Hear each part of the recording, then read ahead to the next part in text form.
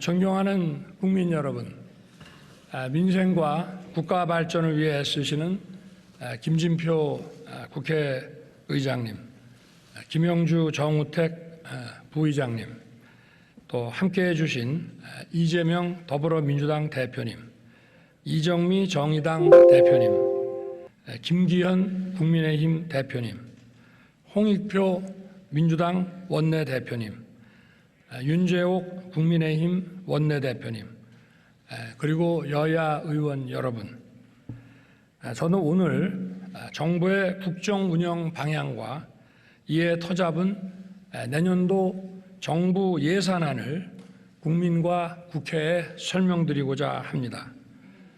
최근 우리 경제를 둘러싼 대내외 여건은 여전히 녹록지 않습니다.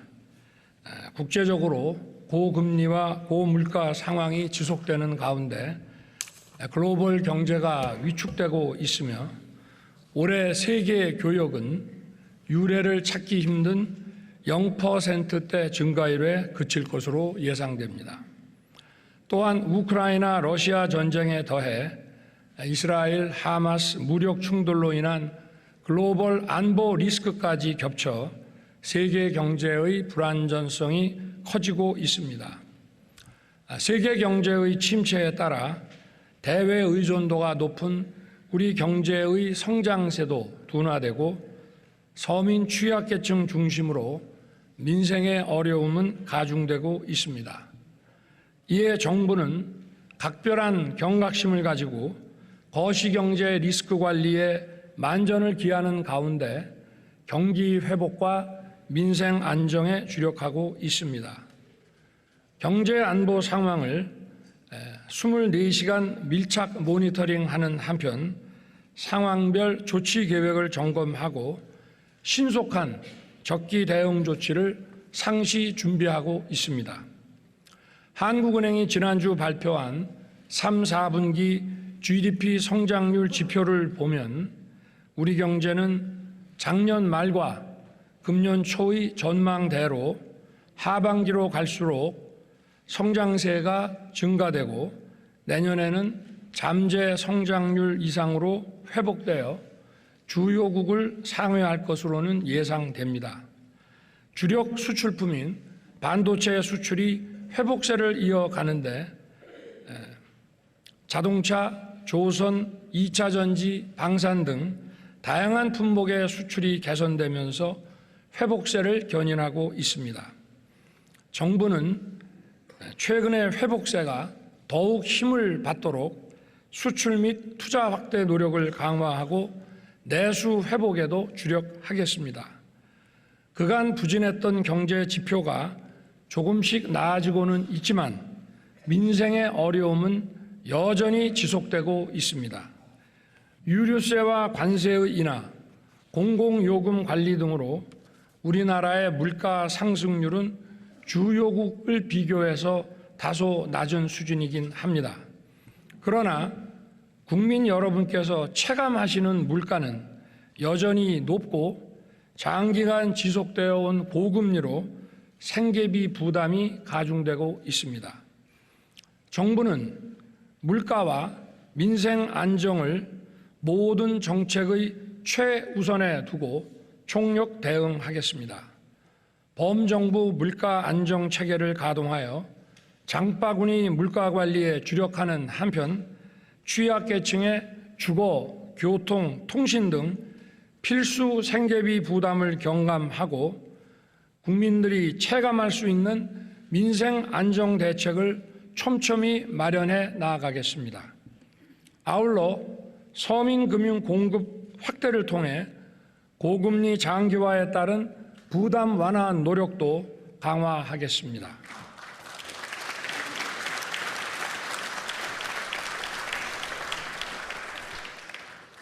존경하는 의원 여러분, 정부는 지난 1년 6개월 동안 시장 중심으로의 경제 체질 개선과 재정의 지속 가능성을 염두에 두고 경제 정책을 펼쳐왔습니다. 아울러 첨단 산업 분야에서 글로벌 선도 국가로 도약하는 기반을 다져왔습니다. 세계 최대 시스템 반도체 클러스터 조성과 금융 세제 지원을 통해 반도체와 배터리 분야의 초격차 확보를 위해 힘써 왔으며 그 과정에서 보여준 국회의 관심과 협조에도 감사드립니다. 또한 복지 정책의 최우선을 약자 보호에 두고 어려운 분들에게 국가의 손길이 빠짐없이 닿을 수 있도록 노력하겠습니다. 저는 그것이 우리의 미래를 위한 것이라고 믿고 있습니다. 생명과 지역을 살리는 담대한 의료 개혁, 그리고 기회발전 특구와 교육자유 특구를 중심으로 어디서나 살기 좋은 지방시대 구현에도 노력해 왔습니다.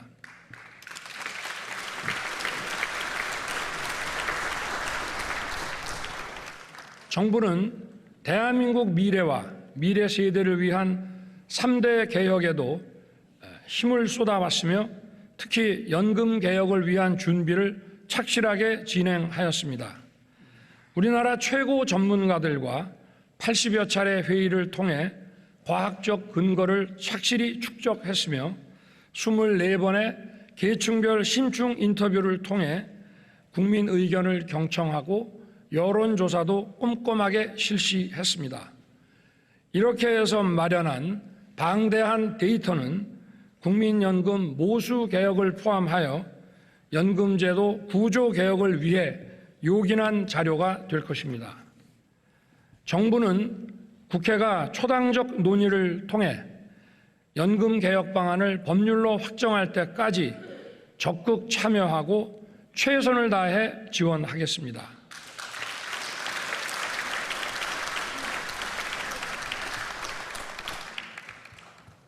정부는 공정과 상식을 기반으로 하는 노동시장을 조성하고 근로자 전체의 권익을 증진시키기 위한 노동개혁을 추진해 왔습니다. 합법적인 노동운동은 철저하게 보장하되 불법행위에 대해서는 노와 사를 불문하고 법과 원칙에 따라 대응해 왔습니다. 최근 양대 노총이 회계 공시를 하기로 결정하였습니다. 늦었지만 다행스럽게 생각하고 이러한 결정이 도출되는데 수고한 많은 분들께 감사드립니다. 이번 회계 공시를 계기로 투명하고 신뢰받는 노동운동이 확산될 수 있도록 정부도 노력하겠습니다.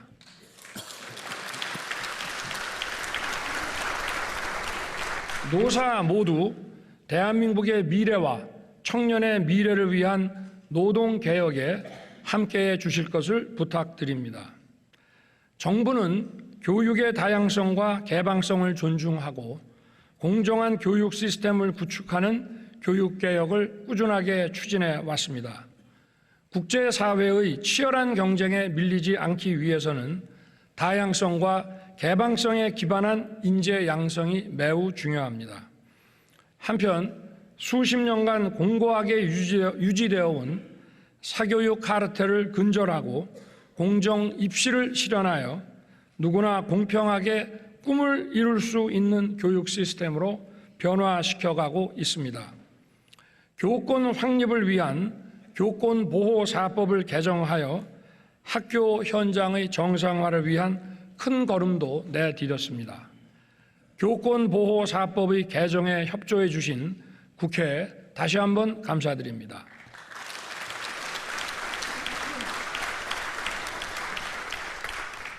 아이들을 안심하고 맡길 수 있는 세계 최고 수준의 돌봄 서비스 제공을 위해 유보 통합과 늘봄 학교를 적극 추진해 오고 있습니다. 우리 교육이 획일화된 틀에서 벗어나 다양하고 개방적이며 공정한 시스템을 통해 자녀들을 국제 경쟁력을 갖춘 인재로 키울 수 있도록 우리 교육의 개혁에 정부가 최선을 다하겠습니다. 우리나라 출산율은 세계 최저 수준으로 매우 심각한 상황입니다. 출산과 양육에 따른 경제, 사회적 부담 등 그 원인이 다양하겠지만 우리 사회에 대한 청년 세대의 불안이 응집된 결과일 것입니다. 저출산이라는 어둠의 터널에서 빠져나오려면 미래 세대에게 희망을 주고 우리 사회의 지속가능한 성장을 가능케 하는 경제, 사회 전반의 구조 개혁이 필요합니다. 이러한 연금개혁, 노동개혁, 교육개혁을 위해 의원님들의 깊은 관심과 지원을 부탁드리겠습니다.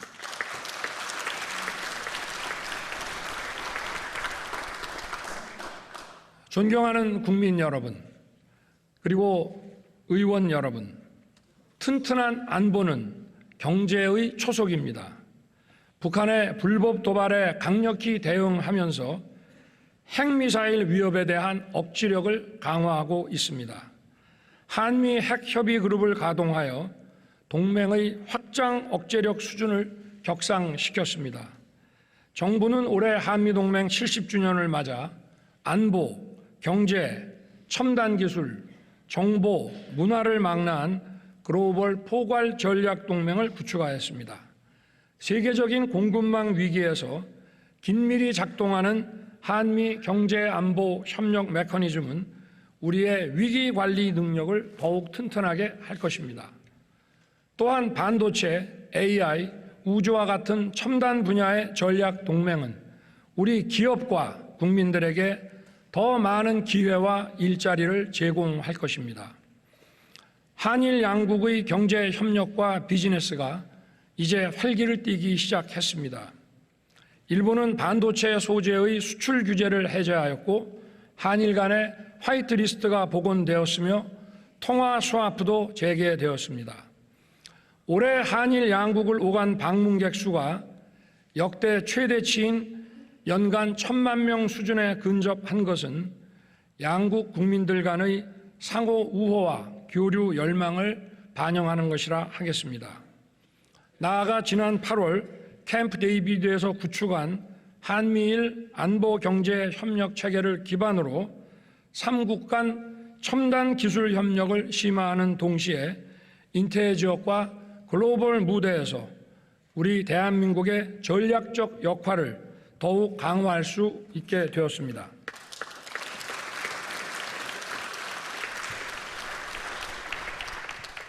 중국과는 지난해 11월과 올해 9월 각각 시진핑 국가주석과 리창 총리를 만나 자유무역과 다자주의에 대한 지지 입장을 서로 확인하였습니다. 올해 8월부터는 중국으로부터의 단체 관광이 재개되어 인적 교류가 활발해지고 있습니다. 정부는 중국과 호혜적 협력을 지속하면서 양국 기업과 국민들이 더 많은 교류의 기회와 혜택을 누릴 수 있게 할 것입니다.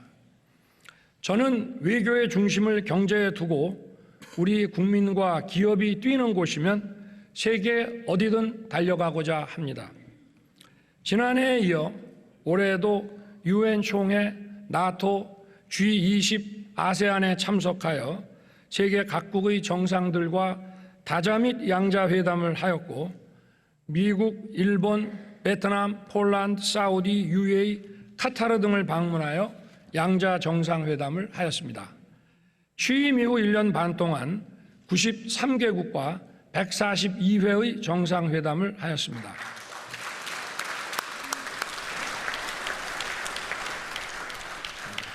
중동 3국과의 양자 정상회담 시에 양국 기업들 사이에 792억 달러, 약 107조 원의 수출과 수주가 이루어졌습니다.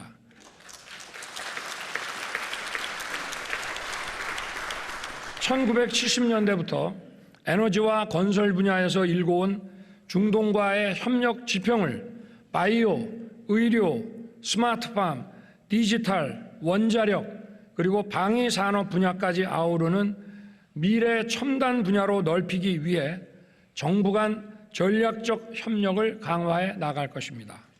또한 인도, 베트남, 인도네시아 등 역동적이고 성장 잠재력이 큰 시장에 청년 사업가와 중소기업인들이 더 많이 진출할 수 있도록 정부는 적극 지원할 것입니다.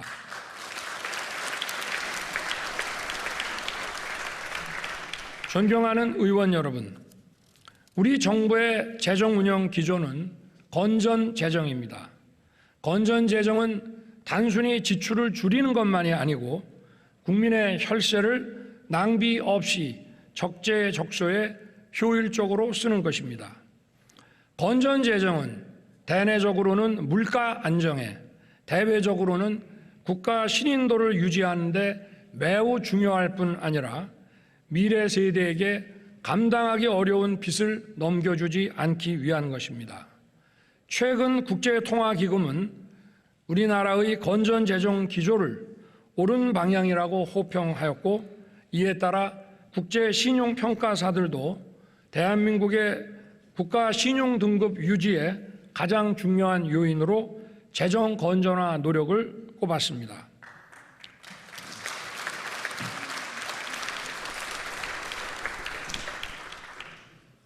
(2024년) 내년 총 지출은 2005년 이후 가장 낮은 수준인 2.8% 증가하도록 편성하여 건전 재정 기조를 유지하였습니다.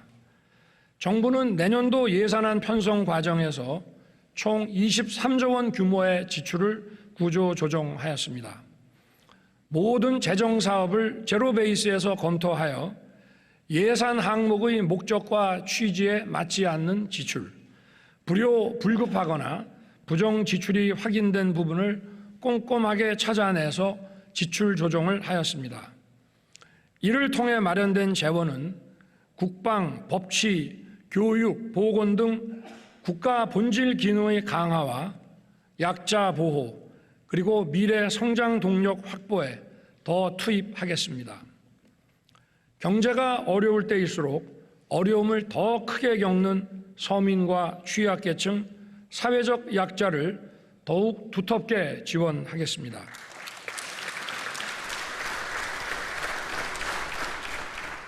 국민의 최저 생활을 보장하는 생계급여 지급액을 4인 가구 기준으로 162만 원에서 183만 4천 원으로 21만 3천 원 인상하였습니다.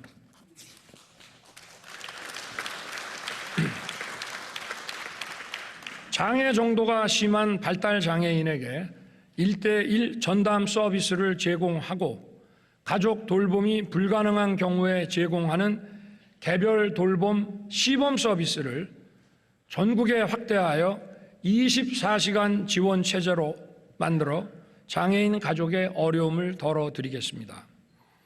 자립준비 청년에게 지급하는 수당은 매월 10만 원씩 25%를 인상하고 기초와 차상위의 모든 가구 청년들에게 대학 등록금 전액을 지원하겠습니다.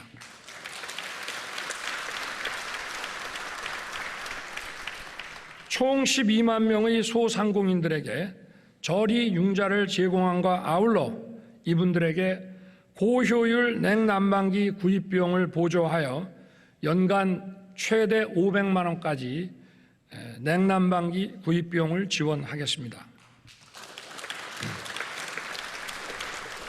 치안, 국방, 행정 서비스 등 국가의 본질 기능과 관련하여 국민의 안전과 편의를 더 철저하게 보장하기 위해 국민의 세금을 충실히 사용하겠습니다.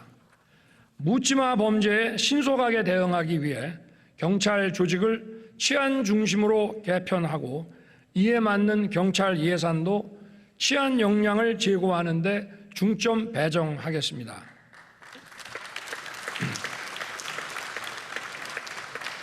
홍수 피해로부터 국민의 안전을 지키기 위해 하천 준설과 정비를 다시 본격 추진하고 전국 하천의 홍수 조기 경보망을 확대하겠습니다. 군 초급 간부의 단기 복무 장려금을 인상하고 전방의 농물 관사 제로화를 신속히 추진하여 국가 안보와 국민의 안전을 위해 헌신하는 군 장병들의 후생을 향상시키겠습니다.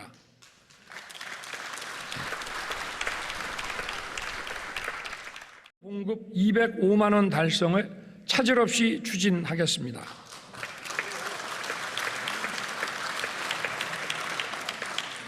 우리 국민과 기업의 글로벌 시장 개척과 활동을 전략적으로 뒷받침하고 글로벌 중추 국가로서 국제사회에 대한 책임 있는 기여를 할 수 있도록 개발 원조 ODA 예산 규모를 6조 5천억 원 수준으로 확대하겠습니다. 양질의 일자리 창출과 성장 동력 확보에 예산 배정에 중점을 두도록 하겠습니다. 원전, 방산, 플랜트 분야의 해외 수주 지원을 위해 수출금융기관에 자본금을 보강하여 수출금융 공급을 확대하겠습니다. AI, 바이오, 사이버 보안, 디지털 플랫폼 정부 구축에 4조 4천억 원을 투자하고 공급망 불안정에 대비하기 위해 핵심 광물의 공공 비축도 늘리겠습니다. 출산 양육에 대한 부담을 줄이기 위해 부모 급여를 인상하고 출산 가구에 공공 분양 주택과 임대 주택을 우선 배정하겠습니다.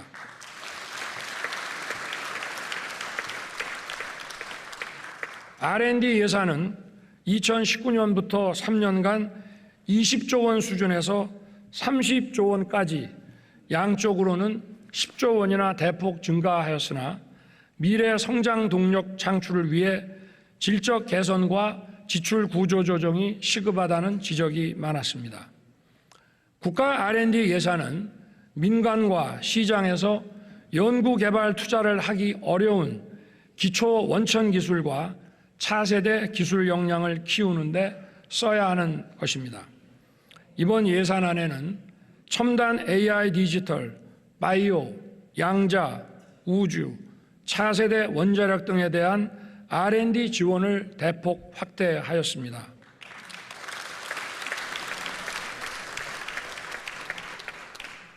원천 기술 및 차세대 기술 경쟁을 선도하는 데 필요한 우리 인재들의 글로벌 공동 연구에도 지원하고자 합니다.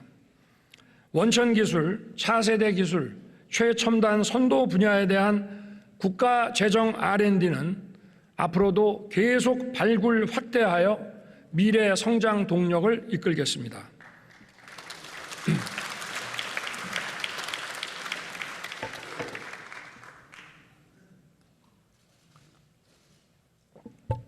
아울러 중소기업들이 자금 여력 부족으로 투자하기 어려운 기술 개발 분야와 인공지능, 머신러닝, 자율주행 등의 딥테크 분야에 대한 R&D 투자도 확대하겠습니다. R&D 예산은 향후 계속 지원 분야를 발굴하여 지원 규모를 늘릴 것이지만 일단 이번에 지출 구조 조정을 통해 마련한 3조 4천억 원은 약 300만 명의 사회적 약자와 취약계층을 더 두텁게 지원하는 데 배정하였습니다. 총 123만 기초수급 가구에 가구당 최대 21만 3천 원을 인상하여 총 1조 5천억 원의 생계급여를 더 지급할 수 있게 됐습니다. 또한 월 21만 원의 양육비를 지원하는 한부모 가족의 소득 기준을 완화하여 추가로 3만 2천 명에게 양육비를 지원하고 다문화 가정자녀 6만 명에게 연간 최대 60만 원의 교육 활동비를 새로 지급할 수 있게 됐습니다. 그리고 저소득층 대학생 67만 명의 장학금을 평균 8% 인상하였습니다.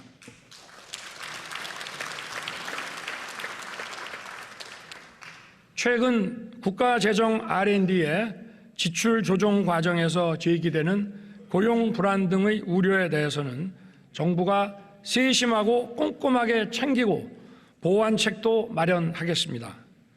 존경하는 국민 여러분, 김진표 국회의장님과 의원 여러분, 최근 고유가, 고금리, 고물가로 민생의 어려움이 가중되고 있습니다. 정부가 마련한 예산안이 차질 없이 집행되어 민생의 부담을 덜어드릴 수 있도록 국회의 적극적인 관심과 협조를 다시 한번 부탁드립니다.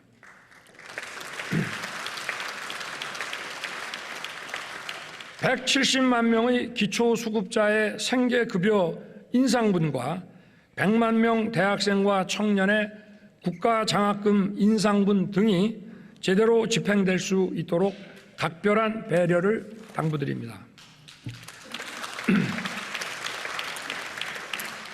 아울러 674조 원의 민간 투자를 이끌어낼 국가 재정 인프라 예산이 적기에 집행될 수 있도록 도와주시기 바랍니다. 예를 들어 반도체, 2차 전지 클러스터 인프라 사업과 고속철, 신공항 건설 사업 등은 민간 투자의 마중물인과 동시에 경제 동력 확보에 매우 중요합니다. 정부는 예산 국회에서 요청하는 관련 자료와 설명을 성실하게 제공하고 예산 심사에 적극 협조하겠습니다. 예산안과 함께 국회에 계류 중인 국가재정법, 보조금관리법, 산업은행법, 우주항공청법 등 민생경제를 활성화하는 법안에 관해서도 의원님들의 각별한 관심과 협조를 부탁드립니다.